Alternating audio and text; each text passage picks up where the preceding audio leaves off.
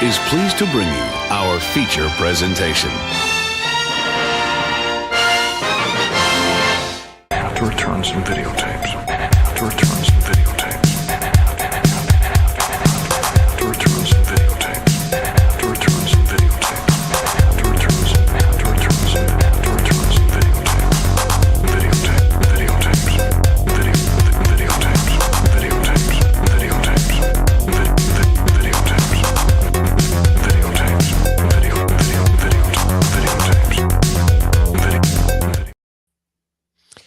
Hey everybody, welcome back to Strange Glow Video. My name is Justin. With me as always is my esteemed colleague, co-host extraordinaire, Alec. How you doing?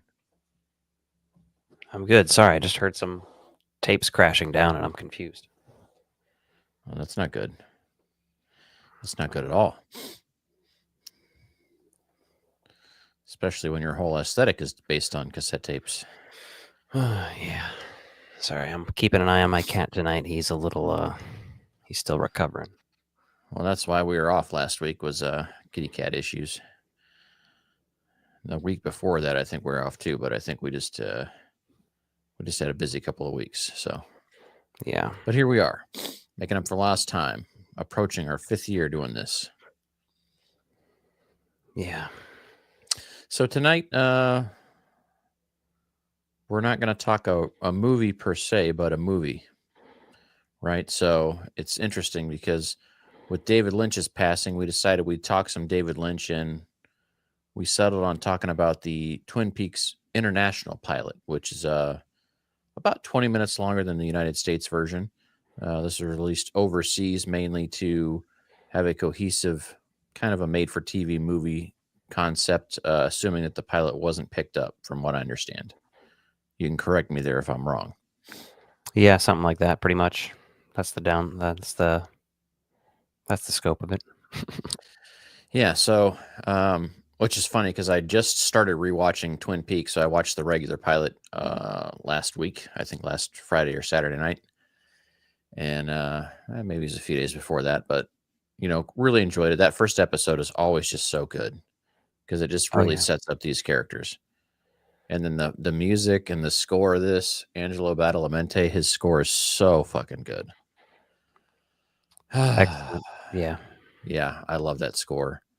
Like the strings and then the synths involved in that, man, that score just like takes you to a moment in time.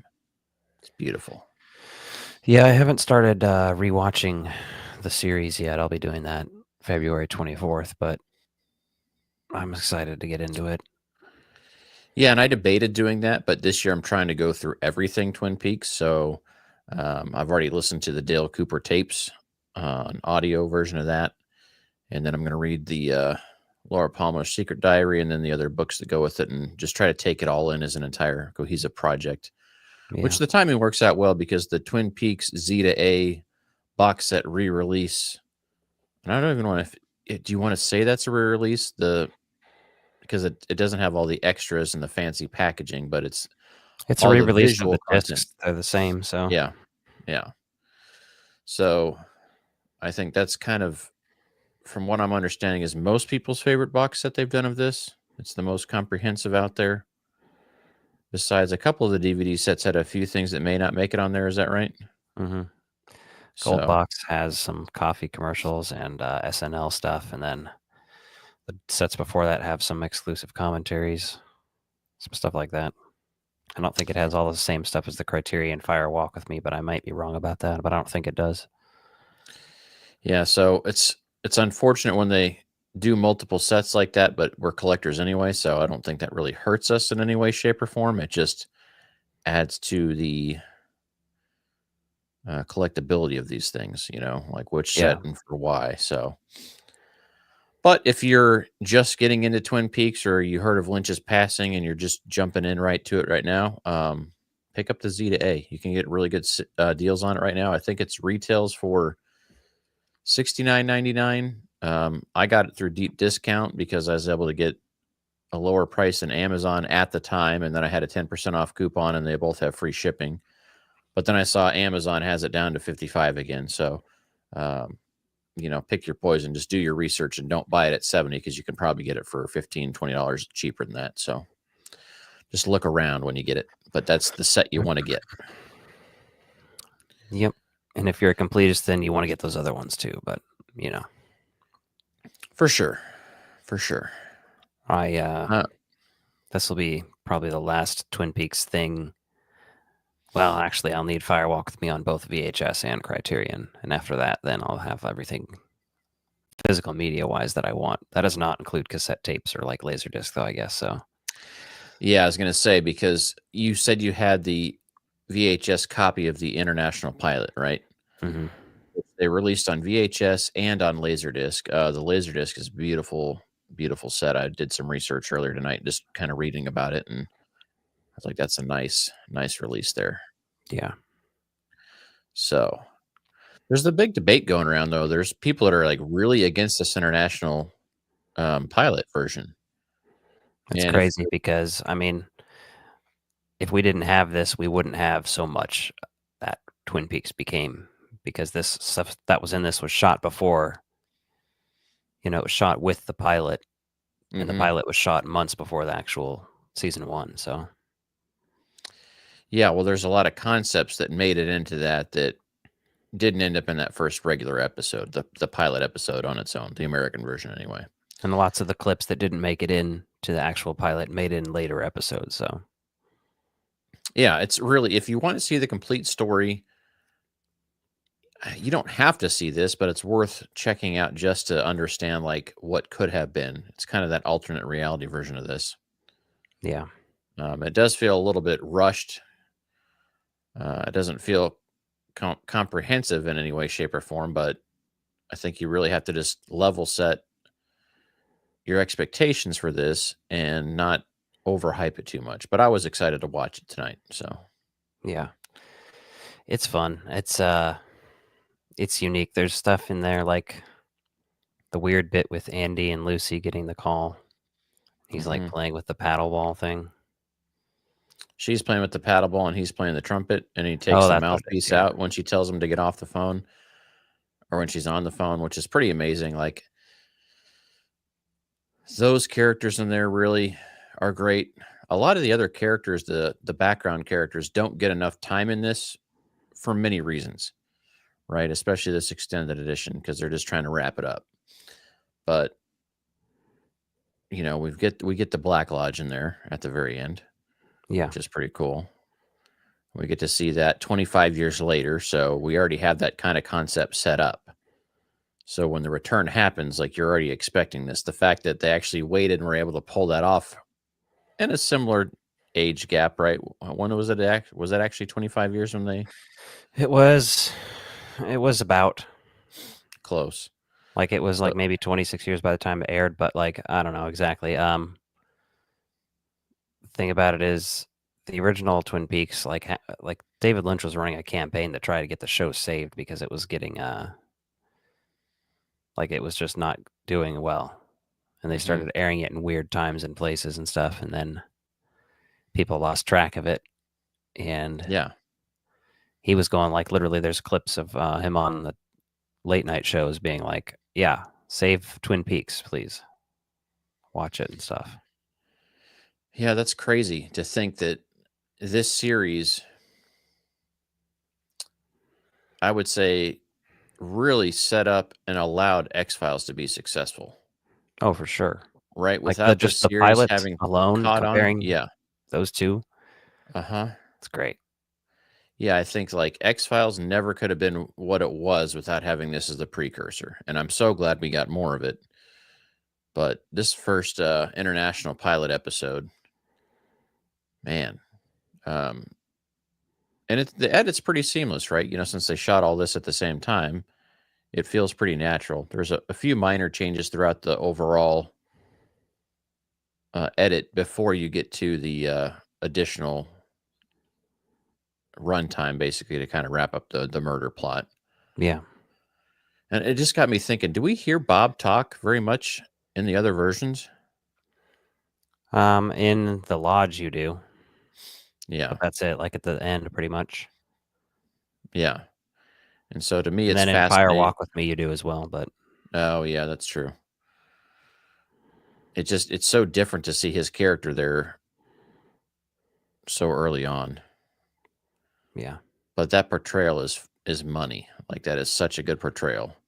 Like, you don't need this villain like to terrorize you throughout the whole extended pilot. Like, when he shows up, like, he's legit terrifying in his own way, which is pretty unique for a story like this. So Yeah, it's so fun. It's in the international pilot, it's different, but it's not like most of that stuff fits in. It's just the timeline stuff. Like it's a matter of where it would happen. And it a lot of people, like I had people commenting on my video saying, well, this is actually canon because this stuff happens. And I'm like, well, that doesn't necessarily make it canon because of the order that it happens. yeah, and I mean, it's going to be one of those things where you could talk to, I mean, somebody could have asked David Lynch or Mark Frost about that, and I don't want to debate whether or not it is or isn't canon. Like, that to me, that is irrelevant. The way I consume Twin Peaks doesn't have to make any sense, right? There's parts of this story that don't need to make sense, and that's just part of the fucking Lynch factor, and that's what makes it amazing in some regards, right? It's obviously amazing on a multitude of reasons.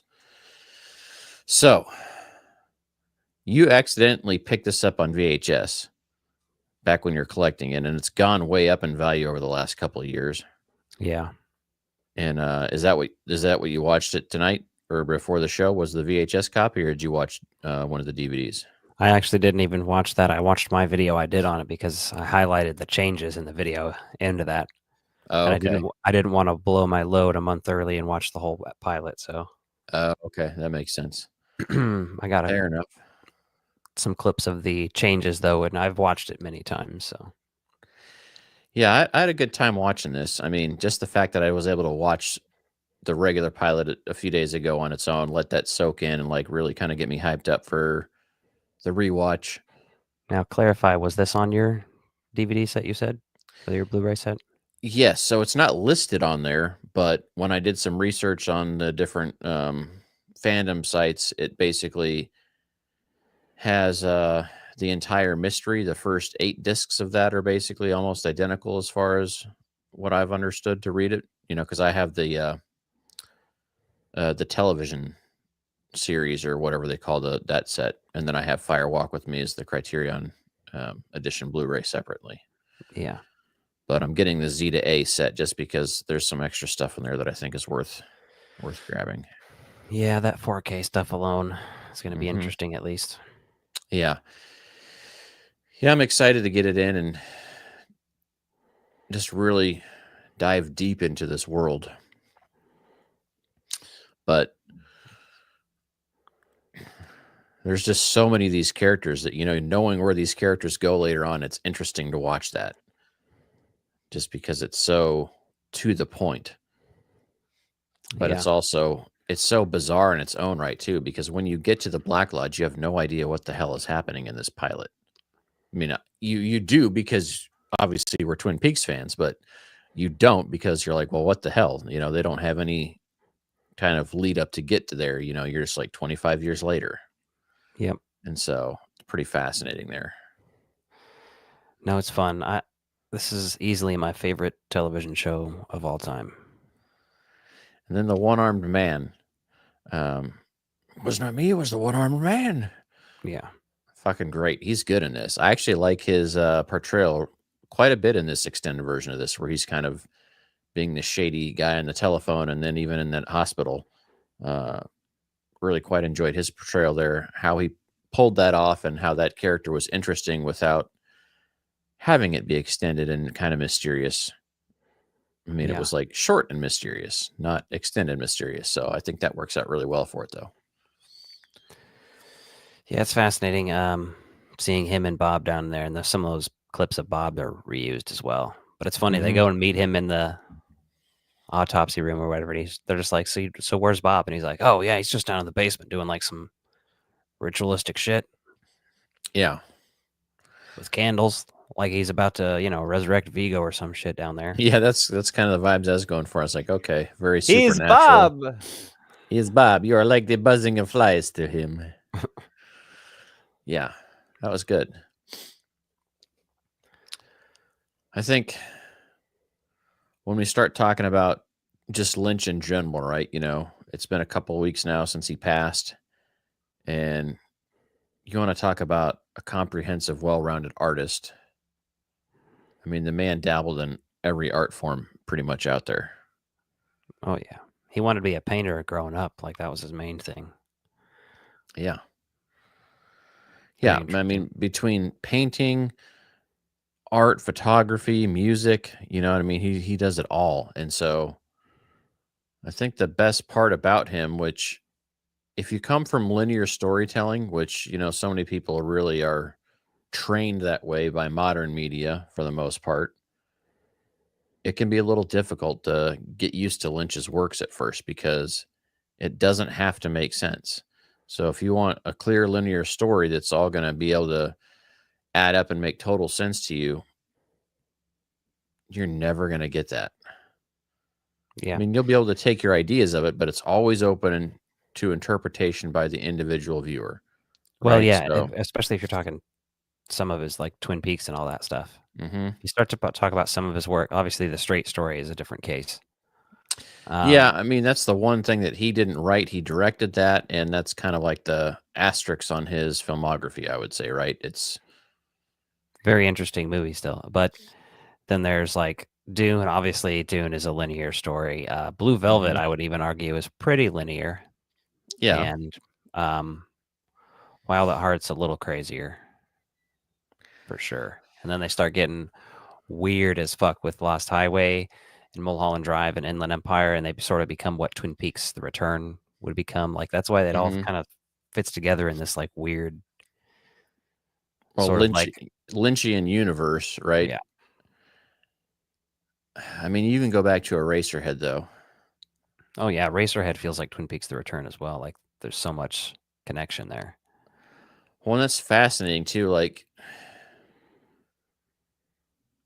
obviously it's political turmoil time, so I've been listening to a lot of punk music again, and I've been revisiting different bands and, revisiting Dead Kennedys, they mention Eraserhead. So even as far back as early Dead Kennedys, they're referencing Eraserhead, right? And that's kind of in the art underground scene of punk rock back then. So culturally, you think about how long he lived and how much of an influence he had even back then. Well, that's funny because the Pixies did a cover of the Radiator song from Eraserhead. The Lady in the Nice. Radiator, in heaven, everything is fine. You know that? Like Mhm. the Pixies did a cover of that. They used to do live. I think it was a live recording I heard. Oh, that's awesome. Yeah, I love stuff like that. But the cultural relevance, he started off very independent underground, grew from that. And then I just think it was just so fascinating. He was content doing what he wanted and never really worried about it. And I love how in the interviews they'd be like, "Can you elaborate on that?" And he would just basically say no. Just tell people to fuck off.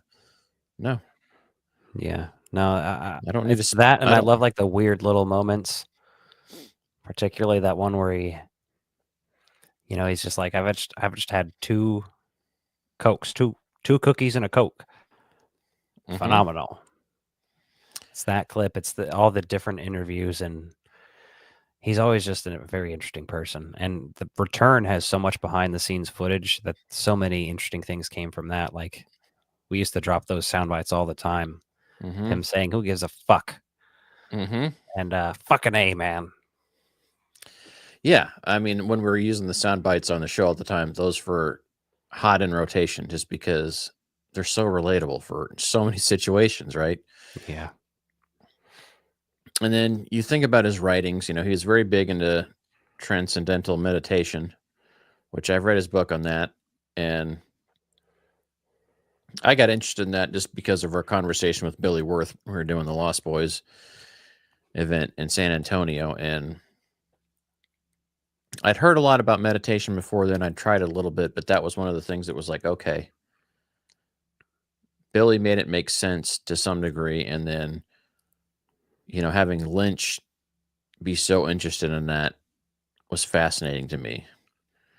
I think from a mental health perspective, there's a lot of value to that. But I don't put a lot of stock into a lot of things like that, right? Religion, politics, there's a lot of things like there that I just don't fucking believe in. So to say that I was this, Spiritualism, astrology, occultism. yeah. And some of those things are fascinating because I love the folklore aspects of it. Well, exactly. They're funner than they are truthful or believable. Yes, they're quality entertainment, right? And I think that's where a lot of people can become asshats to some regard because, there's a lot of people that really despise astrology, but I'm like, it's just a form of entertainment. And people are fascinated by that. And so I do hate astrology, but I don't go out of my way to. I'm not going to go try to make anyone feel like an asshole because that's their thing. I understand that that's something that people embrace and indulge for a specific reason, right? It fills a void in their life. Totally get it. So to see Lynch be so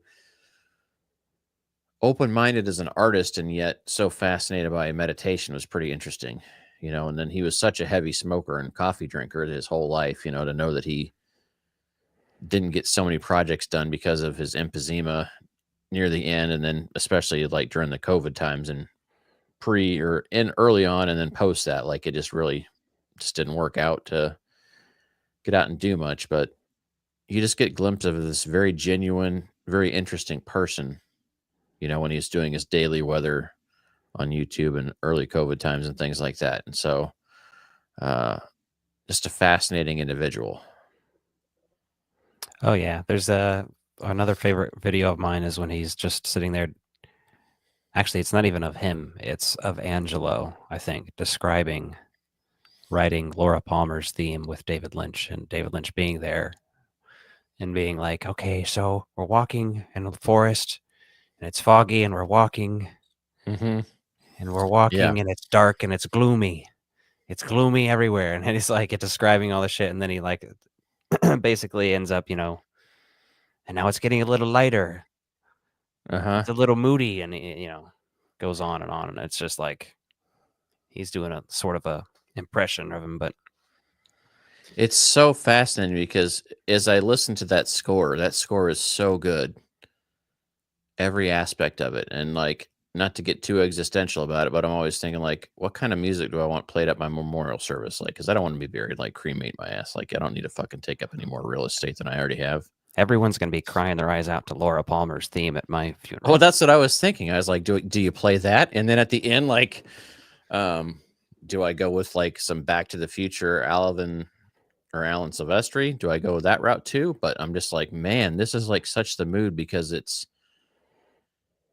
beautiful, but it's haunting at the same time. It gives you shimmers of hope, but it also fills you with despair. Like it does all this in like such a simple score, right? It's not like overly complex. The instrumentation's not a lot. It's very, I don't want to say basic, but it's minimalistic in a way that's very comforting. But man, it hits all those emotional strings in your heart when you're listening to that. Yeah. No, and I'm like, true. yeah. Oh, it's so good. There's I have a playlist of I have several Twin Peaks playlists. One is like a theoretical double R diner, like jukebox style playlist. Okay. Yeah, that's awesome. So it has a bunch of 50s and 60s stuff in there, including stuff from the show and stuff not from it. And then I like one that's just the scores from everything from season 1 to season 2 to Fire Walk with Me to The Return. And then I have one that's like music, like songs from all the David Lynch movies. So okay. Yeah, and then for The Return, they did the Roadhouse series of performances. I believe they released that as well. So, but I always appreciate when an artist has a vision for the entire project.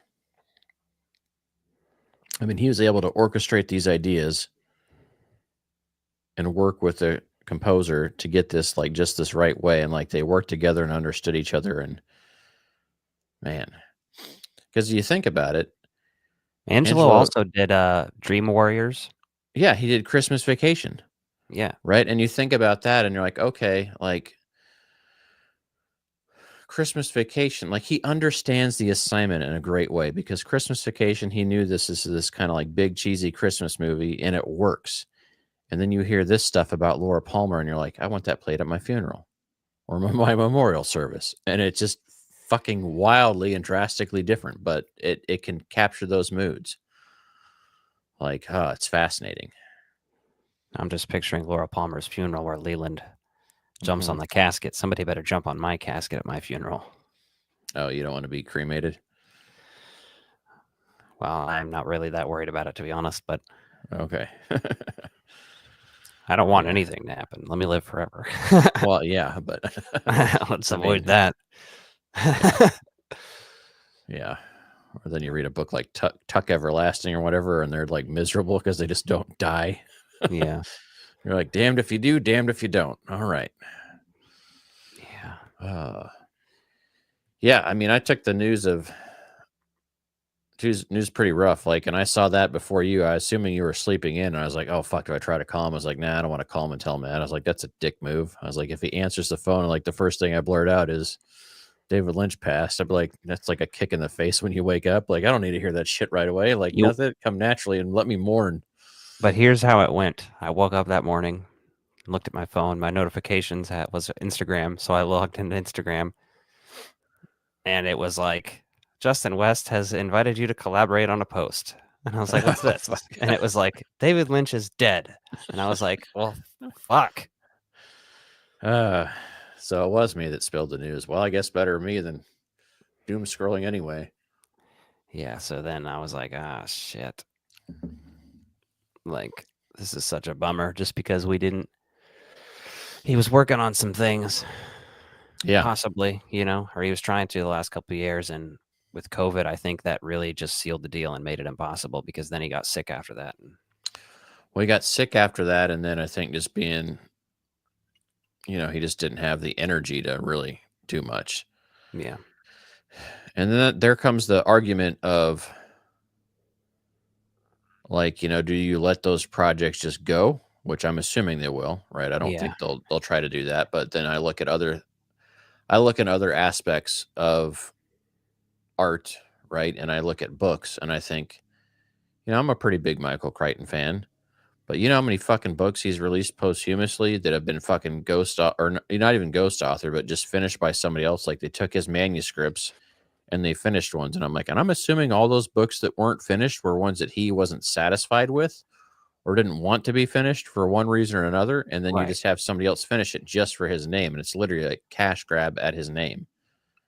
See, on the same time, like if it was his wife, I'd be okay with that because he collaborated with her before. If it's a frequent collaborator and they do it as like an honoring, like their last final project they were working on or something, that makes sense to me. Like if Mark Frost if there was actually some Twin Peaks shit happening and Mark Frost was to jump in there and they just released it as like a book, but it's the script or whatever, something like that, I would be fine with. If he just went into, I don't want them to make an actual show without David Lynch, but like if they just gave us that much, that would be cool. But I don't think that's going to happen either or anything. Yeah, I don't know. I don't think we're going to see much else. So, I mean, and that's perfectly fine by me, right? Just let us leave the legacy where it's at. Well, But to your point, I would love to see a collection of writings of anything that he had done, just to kind of see where he's heading with some of these projects, just to know where they were. But yeah, I mean, because as a fan of bands, people love to hear the demos and the rarities and all those types of things. And I imagine his writings of these unfinished projects would be in a similar vein, right? It's not for everybody, but if you're a huge fan, like that's gonna, take you a little bit more into that realm and that world of imagination. So let me see here. There's I don't know if you know this, but they started doing another Twin Peaks festival there now. Oh, they've started it back up, or someone else? If I had known months ago, I would have tried to get you to go with me. But next year we'll try to go or something maybe. But it's February 21st through the 23rd, so it's like there's no time or money to do that now. But yeah, they're doing interesting things. They have Ray Wise coming out there, and they're doing a RoboCop showing with him. Oh, nice. That's cool to have the artist do another project he's known for as well.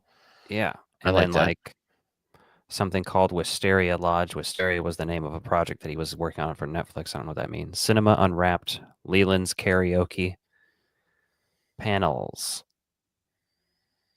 And I'm sure there's a bunch of other stuff that I'm not seeing. Okay, David Lynch Memorial, check-in, trivia, more panels, book signing, Ray Wise signing. That's cool that Ray Wise is going to be there. Start getting some cast members. Yeah, And I I think love they that have kind of some of stuff. the filming location tours, and if they're not doing that, it's pretty easy to do your own there. So that's Yeah, one of the things I want to do. that's definitely on my bucket list when I go to the Northwest, is to See, get out we're there and gonna. check all that. I think we might for like a honeymoon trip if we ever decide to get married. We might pop by Twin Peaks and Forks, Washington, which is where Twilight takes place, because that's Mm-hmm. in the same state. It's much more. It's like probably an hour or two drive, but like we could fly up there, rent a car, and spend a couple days in Twin Peaks, and then in Yeah. Forks, you can actually stay at Bella's house and from Twilight and stuff. Yeah, well, our buddy Kip Marshall lives up there, and he lives pretty Yeah. close to that beach. And also, that's the beach from Goonies, too. Like, they also shot Twilight on there. But he said a lot of the tourism up there now is from the Twilight fans as opposed to Goonies fans. But still, the Yeah. fact that there's that much, I mean, it's just such a beautiful place. Like, just to go there and experience it, and then to know that your favorite stories take place up there are pretty incredible. Well, that's the thing. Honestly, I think when I retire, I'm going up there. I think I'm gonna go live in Twin Peaks and just die up there. You know what I'm saying? Yeah. I mean, why not, right? It's a good lofty goal to have. Well, we've talked about like doing something with getting some goats and starting a little pumpkin patch or something, Yeah. in the old age. Well, grow some Douglas firs. Exactly. Have a little Christmas tree farm. Some pumpkin, Dale Cooper's pumpkin coffee. Yeah. Yeah, I think there's a lot of options for something like that, but I think that's just such a fascinating place to go and visit. I mean, it's so beautiful. And then to tell a haunting story like that up there, too. It's perfect. Yeah. Because a lot of that, it feels natural. It feels untouched to a certain degree. Hasn't been completely destroyed. And it's just not boring ass farmland like here. There's interesting places nearby, but a lot of it's just fucking for farming or agriculture. So it's just not all that exciting. Well, that's the thing is like people who grew up there probably feel like it's not exciting. It's just the kind of the way it is. But Yeah. I feel, I don't know. It's just one of those things. You watch Ghostbusters, you want to live in New York City. You watch Twin Peaks, you're like, move me to fucking Washington, baby. Mm-hmm. I mean, I love New York, but I think that would be a hard place to live. I mean, I feel like I'd be able to adapt, it, but I mean, it just our concept of living now is so dependent on cars and other things. Like you just have to eliminate that from your mind, and if you can erase that concept, I'd be able to adapt. Okay, right? I just think but it would be drastic, but it's doable. Yeah. But at the same time, like I do love like some natural outdoor stuff, so you're very limited on that without really getting the hell out of town. But well, there's always Central Park. Yeah, and upstate New York. So Central Park West. Yeah. So Lynch, man, that was tough news to hear that.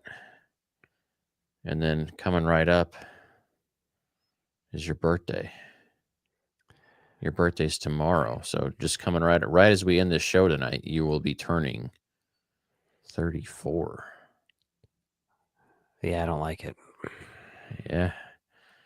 There's just shit you can't run away from. It's one of those reality things. It's like that scene. How many times have you seen Poltergeist? Do you remember the scene where the guy goes and looks in the mirror and he has like a little cut and he starts digging in it and just like peels all the skin off his face and he's a skull? That's what I feel like right now. Mm-hmm.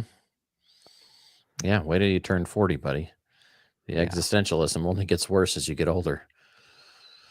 And what I really hate about it is how every year goes faster than the last. Like when you're a kid, summer felt like forever. And as an adult, summer feels like all you did was fucking mow the yard and then like it was gone. Yeah, like it's pretty brutal. There's fall and spring don't exist anymore. They're gone. Yeah. They're done for. Dunzo. Yeah, it's fascinating, man. We're in perpetual cold and then heat, cold, heat. And it feels like Mom used to complain about, I feel like I should not take these Christmas decorations down. I'm just going to be putting them up again in a month. That's how I fucking feel now. Yeah. Well, that's why you just got to decorate your house for Halloween all year. Yeah, Really, like literally that's just the best way to do it, I think. my tablecloth. Yeah. So, if you were going to tell somebody that's never seen anything David Lynch, like a piece of advice or where to start, what's your recommendation? Blue Velvet. You Because you think can get that's a cohesive story and get the best vibe, and it's one of the best movies by him. It's in my top okay? 3. I think that's fair.